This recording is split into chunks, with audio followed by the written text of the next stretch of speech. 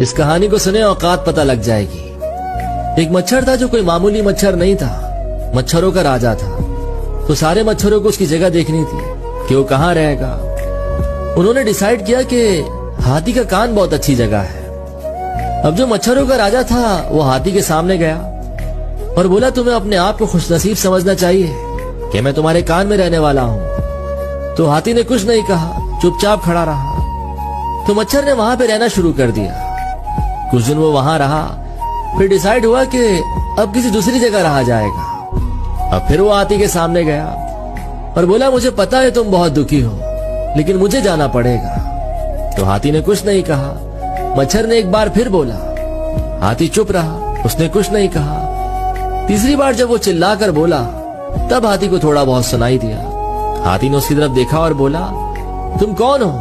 खैर जो भी हो, मुझे कोई फर्क नहीं पड़ता।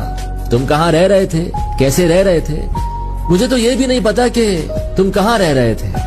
तुम जहां जाना चाहते हो वहां जाओ, मुझे कोई फर्क नहीं पड़ता। अब इतनी बड़ी कायनात में, हस्ती में, जिसमें हम अपने आप को ढूंढ भी नहीं सकते, उसमें हम खुद को पता नहीं क्या क्या समझकर बैठे हुए हैं, क्या क्या बनाए बैठे हुए हैं। तो हमारे बड़े आदमी या छोटे आदमी होने से, पैसे वाला या गरीब होने से इस कायनात पर, इस हस्ती पर कोई फर्क नहीं पड़ता।